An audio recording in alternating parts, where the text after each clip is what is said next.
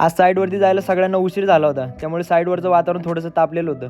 काल संध्याकाळी तेजसने ह्या मामांकडे काहीतरी धार लावायला आणून दिलं होतं.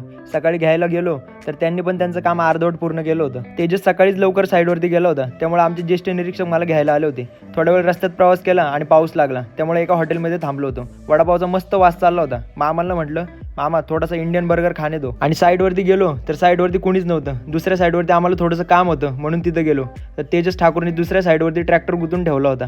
थोडा वेळ प्रयत्न करून तेजसने शेवटी ट्रॅक्टर चिखलातून बाहेर काढलाच. या साईडवरती बरेच दिवस झाले बोर घेतला होता आणि त्या बोरचं कनेक्शन आम्हाला आज घ्यायचं होतं, त्यामुळे सगळेजण एकत्र जमले होते. आणि तेजसने फक्त चिखलातून ट्रॅक्टर बाहेर काय काढला, तेजस साधा बोलायला सुद्धा तयार नव्हता. मामाने मला वायर ओढायला लावली होती, मग त्यांची थोडीशी मदत केली आणि राहिलेली वायर सोलायची कशी हा प्रश्न आमच्या समोर होता. मग दातानेच वायर सोलून त्यांची मदत केली.